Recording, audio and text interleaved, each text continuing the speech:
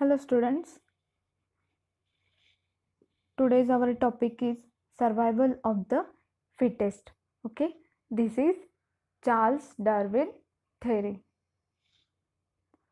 that is natural selection, theory of natural selection. So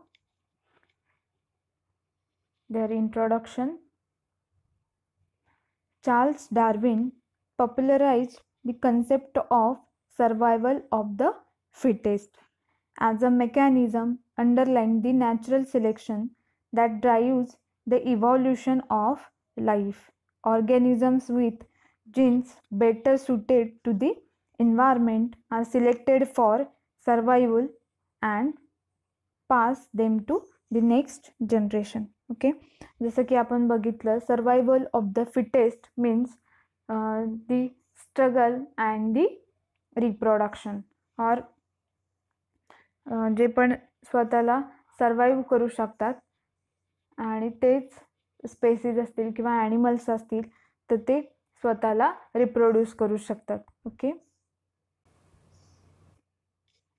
so survival of the fittest term made famous in the 5th edition published in 1869 of On the Origin of Species by British naturalist Charles Darwin, which suggested that organisms best adjusted to the environment are the most successful in surviving and reproducing. Okay, तर त्यांनी त्यांचं जे book होतं origin of species, तर त्यामध्ये पण त्यांनी सांगितलं आहे किंवा suggested that organisms best adjusted to the environment. तर काय मोस्ट सक्सेसफुल जे ॲनिमल्स असतील किंवा सक्सेसफुल ज्या स्पेसीज असतील इन सर्वायविंग अँड रिप्रोड्युसिंग, ज्या स्वतःला सर्वाईव्ह करू शकतात. ओके, आणि त्याच स्पेसीज पुढे रिप्रोड्यूस होऊ शकतात किंवा रिप्रोड्यूस करू शकतात, त्यांची जनरेशन असेल किंवा त्यांचं जे असणारं पॉप्युलेशन असेल. Okay, then the theory of evolution by natural selection, first formulated in Darwin's book On the Origin of Species in 1859, is the process by which organisms change over time as a result of changes in heritable, physical or behavioral traits. Okay, changes that allow an organism to better adapt to its environment will help it survive and have more offspring. Okay, evolution by natural selection is one of the best substantiated theories in the history of science, supported by evidence from a wide variety of scientific disciplines including paleontology, geology, genetics and developmental biology. तर कशा कशाचं study त्याशी included आहे, तर पॅलिओन्टॉलॉजी असेल means they are fossil fuels, then geology, genetics and developmental biology. तर त्यांचे जे पण असणारं एरिया असेल, जेनेटिक्स असेल, जीन्सचा स्टडी असेल. Okay, so then developmental biology, different types of their organs. Okay, Charles Darwin theory of evolution state that evolution happens by natural selection. Individuals in a species show variation in physical characteristics. Okay, so त्यांनी काय काय observation केलं, तर जे पण different species असतील, ॲनिमल्सच्या असतील किंवा प्लांट्सच्या असतील, ओके, बर्ड्सच्या असतील, तर त्यांच्यामध्ये त्यांना व्हेरिएशन खूप जास्ती प्रमाणात व्हेरिएशन बघायला मिळालं. जसं जसं आपण एक त्यांनी one island to other island, तर त्यांनी जे पण त्यांच्यामध्ये होत जाणारं ऑब्झर्वेशन बघितलं किंवा चेंजेस बघितले, तर देअर फिजिकल कॅरेक्टरिस्टिक्स, त्यांचं जे पण असणारं फिजिकल कॅरेक्टरिस्टिक्स असतील, त्यांच्यामध्ये होत जाणारं मॉडिफिकेशन असेल किंवा चेंजेस असतील, तर ते त्यांनी ऑब्झर्व केले. Okay, Darwin's theory of evolution. Darwin's theory of evolution bye natural selection state that living things which beneficial traits produce more offspring than others do. This produces changes in the traits of living things over time. During his voyage on the Beagle, Darwin made many observations that helped him develop his theory of evolution. तर त्यांची जी ship होती, voyage on the Beagle, voyage the voyage HMS Beagle. तर त्यांनी त्यामधनं प्रवास केला आणि त्यांनी जे ऑब्झर्वेशन केलं हेल्प हिम डेव्हलप हिज थेरी. तर त्यांची थेरी कुठली होती? नॅचरल सिलेक्शन असेल किंवा ऑर इव्हॉल्युशन. ओके, त्यांच्यामध्ये जे पण होत जाणारं मॉडिफिकेशन असेल, इव्हॉल्युशन असेल. ओके, तर ह्या सगळ्याचा त्यांनी स्टडी केला. How does evolution work? मग जे इव्हॉल्युशन असेल तर ते कसं वर्क करतं? To understand how evolution work and their fact. तर त्यांच्या जे पण मेन 3 फॅक्ट आहेत. Okay, firstly that offspring of any species slightly vary. तर ज्या पण त्यांच्यामध्ये जे पण असणारं ऑफस्प्रिंगमध्ये जे पण असणारं व्हॅरिएशन असेल. ओके, सो ते त्यांना तिथे बघायला मिळालं. वेगवेगळ्या स्पेसीजमध्ये असेल किंवा वेगवेगळे त्यांचे जे पण असणारे कॅरेक्टर्स असतील, त्यामध्ये फिजिकल कॅरेक्टरिस्टिक असतील, त्यामध्ये त्यांना ते ऑब्झर्वेशन बघायला मिळालं.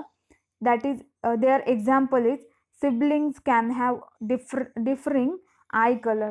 तर जे पण ॲनिमल्स असतील किंवा बर्ड स्पेसीज असतील, त्यांचे जे पण आय असतील तर त्या आयमध्ये जे पण असणारे डिफरंट कलर्स असतील. ओके, तर एका स्पेसीजमधले आयचे जे सिबलिंग्स आहेत किंवा आयचे जे कलर आहेत तर त्यामध्ये त्यांना सिबलिंग्स बघायला मिळाले किंवा डिफरंटनेस बघायला मिळाला, चेंजेस बघायला मिळाला. ओके, एकच बर्ड असेल आणि त्यांच्या वेगवेगळ्या स्पेसीज असतील तर त्यांचे जे पण असणारे आय कलर आहे तर त्यांच्यामध्ये त्यांना सिबलिंग्स बघायला मिळालं.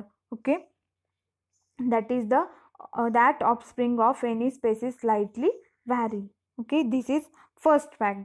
Then second, animal characteristics can be passed down through heredity.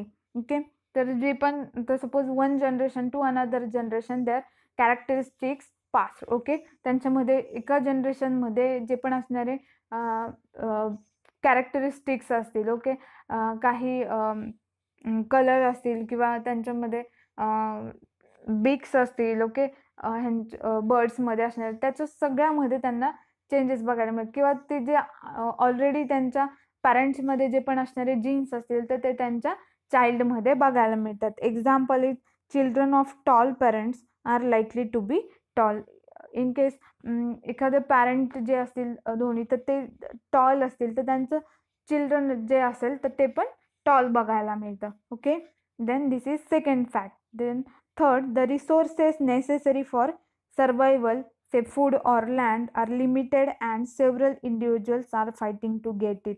Okay, तर त्यांनी जी थर्ड जी फॅक्ट आहे तर ती काय मांडली, तर ज्या स्पेसीज असतील त्यांची ॲबिलिटी असेल किंवा कॅपॅसिटी चांगली असेल, पॉवर असेल, फिट असतील तर ते स्वतःला तिथे सर्वाईव्ह करू शकतात लँडवर. तर ते त्यांच्यामध्ये असणारी जी पण फायटिंग असेल फॉर फूड पर्पजेससाठी असेल किंवा लँडसाठी असेल. ओके, तर त्यांच्यामध्ये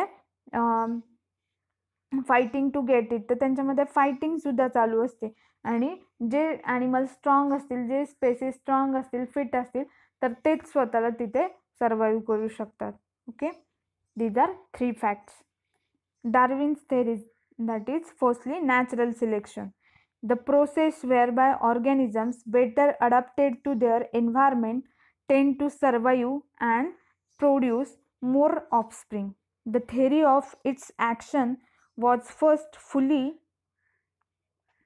expounded by Charles Darwin and is now believed to be the main process that brings about evolution.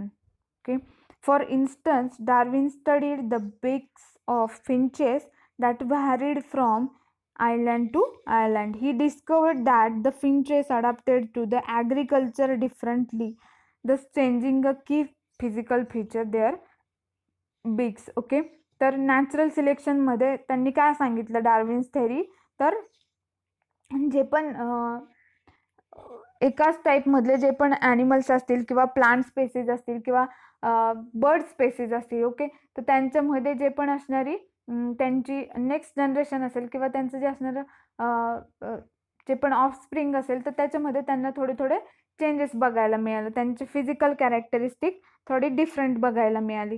तर त्यांचे जे पण असणारं फूड पर्पजेससाठी मध्ये त्यांना जे पण असणारं गरजेचे असणारे जे पण ऑर्गन्स आहेत तर त्यांच्यामध्ये त्यांना मॉडिफिकेशन बघायला मिळालं, चेंज बघायला मिळालं. ओके, तर इथं त्यांनी एक्झाम्पल घेतलंय फिंचेस जे बर्ड आहेत तर त्यांच्या बिक्समध्ये त्यांचे चोच जी आहे तर त्याच्यामध्ये त्यांना चेंजेस बघायला मिळाले. Okay, one island to second island. Okay, this observation proves Darwin's theory of natural selection because the bird change through adaptation to increase their chances of survival in their environment. Okay, natural selection and speciation can negate the potential for a species to increase its number. Also, genetic variability and inheritance by offspring is the result of mutation and recombination of genes, that is recessive, lethal traits, heterozygous advantages, disease or parasite resistance. Okay, so जे Finch bird आहे तर त्यांच्या बिक्समध्ये त्यांना changes बघायला मिळाले. Okay, like त्यांना जे पण फूड पर्पजेससाठी असेल. Okay, so see this diagram, their observation, Darwin's finches, adaptive radiation. So these all are finches bird. Okay, आणि त्यांची जी बिक्स आहे, चोच आहे, तर त्या सगळ्यांमध्ये त्यांना वेगवेगळेपणा बघायला मिळाला. तर जे these all are finch bird. Okay, ह्या सगळ्या फिंच बर्डच्या स्पेसीज आहे. तर त्यांच्या चोचीमध्ये झालेल्या जे पण डिफरंट किंवा मॉडिफिकेशन आहे तर ते त्यांनी ह्याच्यामध्ये दाखवलेलं आहे. फर्स्ट वन इथे बघा, बर्ड्स आणि फ्रूटसाठी जी पण फिंच आहे त्यांची जी बीक आहे तर त्यामध्ये दिसणारं डिफरंटनेस असेल किंवा ग्रब्स असेल किंवा जे पण वॉर्म लाईक लार्वी और बीटल्स असतील ते इन्सेक्ट खाणाऱ्या ज्या पण चोच आहे त्यामध्ये डिफरंटनेस बघा. टूल युजिंग फिंच असतील, देन इन्सेक्ट खाणारी, देन लिव्ज खाणारी, देन सीड खाणारी जी पण फिंच आहे जिथून ते फूड मिळवू शकतात किंवा जिथून ते एंटर होतं त्यांच्या तोंडात, तर ती जी त्यांची बीक आहे तर त्या सगळ्यामध्ये डार्विन्सला वेगवेगळेपणा बघायला व्हॅरिएशन बघायला मिळालं. Okay, so Darwin's finches adaptive radiation, तर ह्याचं त्यांनी ऑब्झर्वेशन केलं. ओके, आणि हे एक एक्झाम्पल पण त्यांनी सांगितलंय. Okay, then next one, survival of the fittest, and natural process resulting in the evolution of organisms best adapted to the environment. For example, if an animal lives in an environment where they need to be fast in order to outrun their predator, the slowest will die and their characteristic will eventually die out along with them. This is because in each generation every species of animal continues to get stronger because of survival of the fittest. Animals that don't have able survival skills will be killed off. Furthermore, the availability of resources determines the success of a species. This correlates with competition between different species that fight over the same resources. The strongest animal with greater fitness, ability to survive and reproduce will end up coming out on top. Okay, so survival of the fittest मध्ये त्यांनी काय सांगितलं तर ability to survive and रिप्रोडक्ट, जे ही ability किंवा स्वतः fit असणं किंवा त्याची ॲबिलिटी असणं, कॅपॅसिटी असणं त्या ॲनिमल्सची किंवा स्पेसिसची जी स्वतःला सर्वाईव्ह करू शकते फॉर फूड पर्पजेससाठी असेल किंवा लँड पर्पजसाठी असेल. ओके, तर ते स्वतःला सर्वाईव्ह करण्यासाठी अदर जी वीक स्पेसीज असेल तर तिला किल करतात. ओके, तर ती स्वतःला जी स्ट्रॉंग स्पेसीज आहे तर ती स्वतःला सर्वाईव्ह करू शकते आणि रिप्रोड्यूस करू शकते. Okay, then third one, adaptation, a change by which an organism or species becomes better suited to its environment. The environment determines those organisms best able to survive and produce offspring. तर adaptation काय काय तर ते त्या कंडिशनला स्वतःला adapt करून घेतात. ओके, स्वतःमध्ये चेंज घडवून आणू शकतात, किंवा जी एखादी स्पेसीज असेल तर ती स्वतःमध्ये काय चेंज घडवून आणू शकते, किंवा स्वतःला प्रोटेक्ट करण्यासाठी ती काय करते, त्या एन्व्हायरमेंट कंडिशनला स्वतःला कशी अडॅप्ट करून घेते. Okay, that is adaptation. Over time and organism will inherit adaptations to help them live in their environment. Okay, तर पुढे तुम्हाला हे 2 एक्झाम्पल सांगितलेत.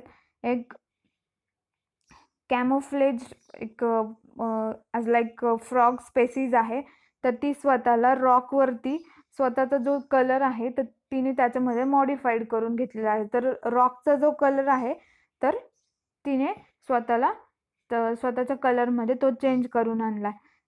Picture below in a frog camouflage in a pile of rocks. Camouflage is a prime example of an adaptation in species to better benefit their chance of survival. Animals equipped with camouflage blend into their surrounding and are hidden from predator.